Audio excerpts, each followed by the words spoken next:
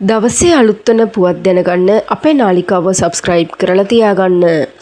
පසුගිය කාලය පුරාවටම සෙනහසේ නවාතැන ගිනිබත් වීම සම්බන්ධයෙන් කතා කළා. ඉතින් මෙම මාස ජූලි 3 වෙනිදාට සෙනහසේ නවාතැන ගිනිබත් වී මාසයක් ගත වී අවසන්. නමුත් එහි හද කම්පා කරවන සිදුවීම තවමත් හැමෝගේම මතකයේ තිබෙනවා. ඉතින් පසුගියදා සෙනහසේ නවාතැන ගිනිබත් වීම සම්බන්ධයෙන් ඉතාමත් දැඩිව කම්පා වූ ජනප්‍රිය නිලියක් තමයි සුදීක්ෂා සමාධි කියන්නේ. ඉතින් ඇය මෙම සෙනහසේ නවාතැන ගිනිබත් වීම සම්බන්ධයෙන් සමාජ මාධ්‍ය හරහා යම් පණිවිඩ සටහන් කරා. කෙසේ වෙතත් ඇය ඊයේ දිනේදී සෙනහසේ නවාතැන වෙනුවෙන් දානයක් පිරිනමා තිබෙනවා. දැනට ඉතිරිව සිටින සෙනහසේ නවාතැනේ වැඩිහිටි පිරිස 50ක් පමණ සිටින බවටත් එම 50ට ඇය දහවල් දාණය සූදානම් කර ලබා දුන් බව තමයි ඇය සඳහන් කර තිබෙන්නේ. ඉතින් මේ පිළිබඳව ලොකු අයියාත් තමන්ගේ සමාජ මාධ්‍ය ගිණුමේ යම් සටහනක් තබා තිබෙනවා. සුදීක්ෂා සමාධි සහ ඇයගේ පවුලේ සැම විසින් තමයි මෙම දාණය පිළියෙල කර තිබෙන්නේ.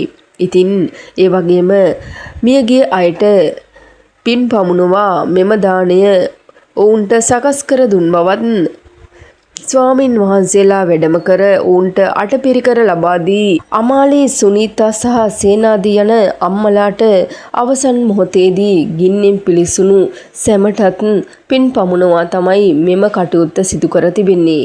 ඉතින් ඇය සමාජ මාධ්‍ය ගිණුමේ මෙහිම සටහනක් තබා තිබෙනවා. අමාලී සුනීතා සේනාදී යන අයට පින් පමුණවා තමයි අපි මේ දේ කළේ. ඉතින් ඇත්තටම ගොඩක් කනගාටු වෙනවා මේ සිදුවීම සම්බන්ධයෙන්. ලොකු අයියාගේ රැකවරණය යටතේ ජීවිතේ ගෙවන අනෙක් අයටත් දානය පිළියෙල කර දීම ඇත්තටම මට හරිම සතුටක්. සංසාරයේ කිසිම ආත්මයක ඔබලාට මෙවන් අකල් මරණයක් සිදු නොවේවා යනුවෙන් සුදීක්ෂා සමාධි තමන්ගේ සමාජ මාධ්‍ය ගිණුමේ සංවේදී සටහනක් තබා තිබෙනවා. කෙසේ නමුත් මියගිය අය පිළිබඳව රටම කම්පා වෙන මෙහි මොහොතේ සුදීක්ෂා සමාධි මේ කළ සිදුවීම ඇත්තටම අගය කරන්න ඕන දෙයක්. ඉතින් ඇයගේ වගේම ඇයගේ පවුලේ සැමටත් මෙය ඇත්තටම ලොකු උපකාරයක් වනවා නොඅනුමානයි. ලොකු අයියා ගැන ඇය සමාජ මාධ්‍ය ගිණුමේ කලින් සටහනක් තබා තිබුණා.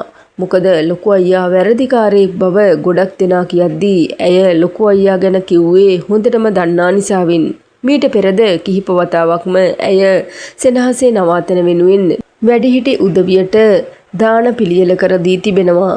ඉතින් ඒ සම්බන්ධව ඇය කතා කර තිබෙන්නේ හොඳටම දන්නා නිසාවෙන්.